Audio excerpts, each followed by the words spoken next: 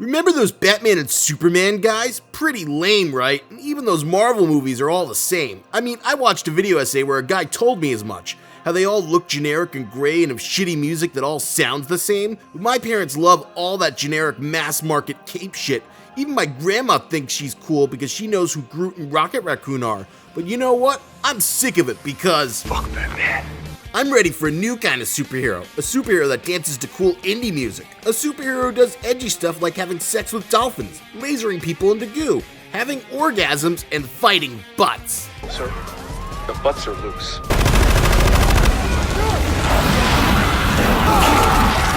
Gentlemen, it has been an honor. They're superheroes with attitude, superheroes that are ready to take on real important issues like politics, capitalism, and aren't bogged down with any of that truth and justice normie mainstream bullshit. So watch out, man, because we're in a new era, a new age where we'll be seeing the real wild side of the cape. So you better get ready, because these aren't your dad's superheroes. You gotta love to be gone back yet. Don't you grab it. So with Avengers Endgame marking the end of the Infinity Saga, wrapping up the 23 Marvel movies into one creative tapestry, despite being the end of an era and the most successful pop culture brand in the past century, what it has done is given the mainstream film-going public a superhero canon that is as dense and complex as anything seen in the comics. And with this foundation in place, we are seeing the emergence of a new postmodern era of superheroes. Much like how the 80s writers like Frank Miller and Alan Moore created deconstructions of superheroes through their seminal comics like The Dark Knight Returns, The Watchmen, and Miracle Man, now we're seeing a new wave of superhero TV shows and movies rising in the wake of peak superhero saturation.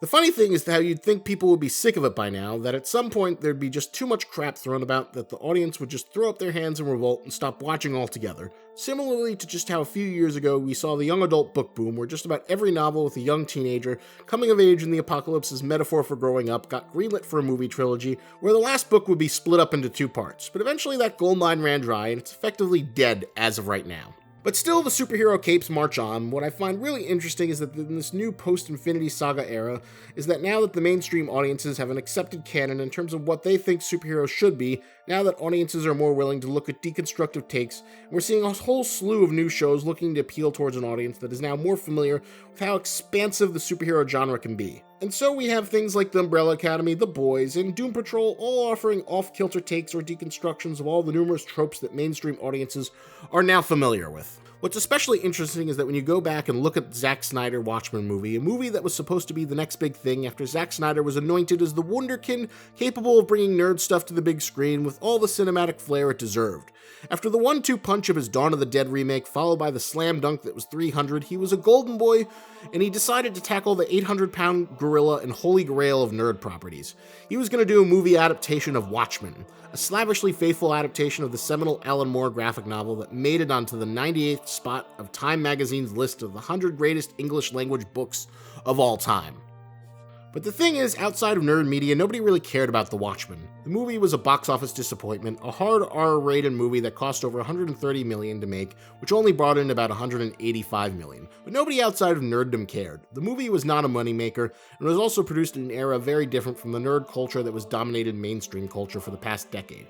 Mainstream audiences didn't have a reason to care for a deconstruction of superhero tropes, or a more adult take on the material. At that point, each superhero series was its own separate island, completely unrelated. The best you could hope for was that maybe someone would mention Metropolis in a Batman movie. Spider-Man and the X-Men were completely unconnected, living in their own pocket universes, far, far away from any idea of a shared universe. So despite The Watchmen being a Comic-Con favorite in early trailers and promotional material, most general audiences could care less about Dr. Manhattan or his big swinging blue dong. But now that we have superheroes flying into multiplexes for most of the year, and we have an entire programming block on the CW devoted towards providing a shared universe, complete with the big crossover specials, now is the time for a deconstruction.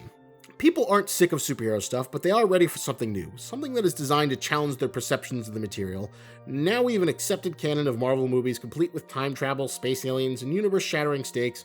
People are ready to see a darker side where superpowers aren't fun, but rather horrific, where villains are less guys in power armor or super suits or aliens with weird chins and craggy makeup, but take on the form of abstract ideas, where the kindly Professor X-style father figure is in actuality an amoral, abusive monster who treats his child wards less like people and more like tools he picked up at Home Depot.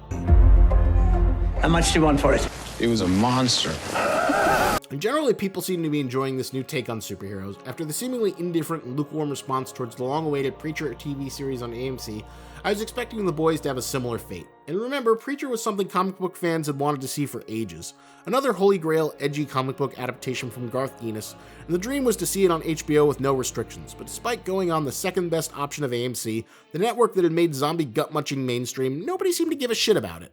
It's ending on its fourth season and it never gained much of an audience, and it's nothing that anyone ever seems to talk about in the cultural discourse despite featuring Hitler as a recurring character. But The Boys seems to have exploded because now that we've seen so many different superpowers represented through the power of CGI, the new novelty isn't seeing heroes fight Thanos or a horde of CGI minions.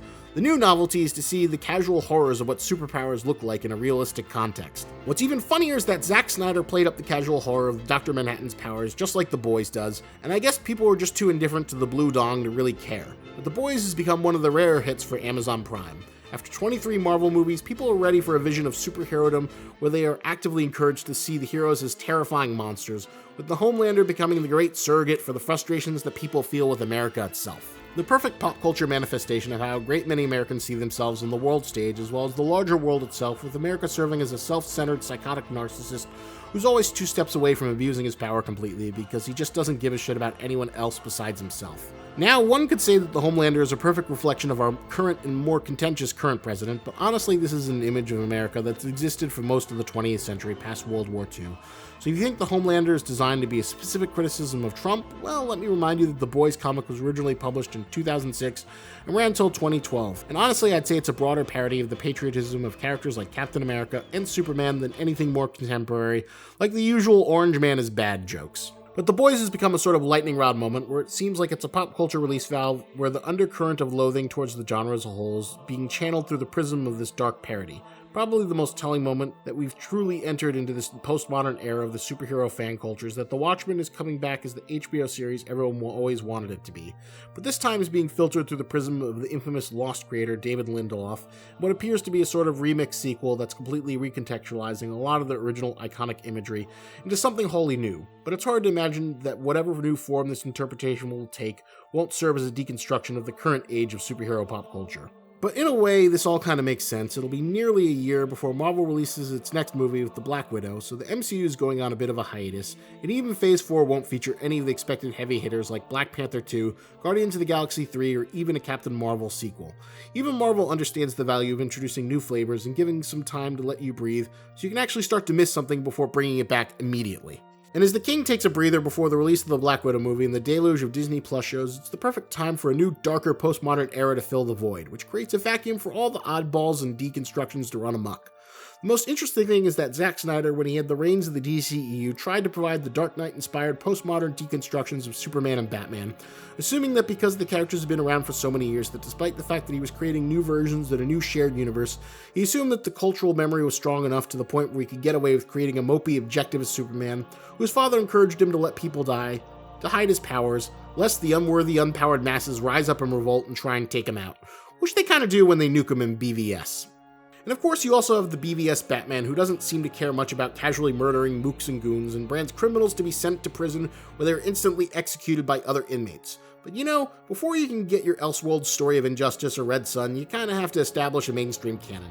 You can't break something down until you've built it up, and that is largely why we're seeing this new postmodern era of superhero fiction. Because through the sheer volume of things like the MCU or even the CW Arrowverse, we have a canon which invites room for others to begin to break it down. So for all of you counterculture-loving kids, there's probably a new edgy, deconstructivist superhero out there for you. One that'll totally piss off all your parents. It might just show you something new that you haven't seen before. Maybe it's a gay superhero, which Marvel has largely tried to avoid, lest they risk having their movie banned or censored in China. So we're in a bold new era where now that we've built up our heroes and other people can come and knock them down, but as long as people are still hungry for superheroes, there'll be more than enough people out there willing to try something new, and with all these series getting second seasons, chances are we'll get to see this counterculture continue to grow and thrive as each new generation inspires other creators to pursue even weirder deconstructive depths. It's not a coincidence that we're getting a gritty Taxi Driver Joker movie with Jake Gyllenhaal in just a few months, a movie that's completely cut off from the Batman movie or even the proper DC universe. So with the floodgates open, as the Green Goblin from the ill-fated Spider-Man musical might say,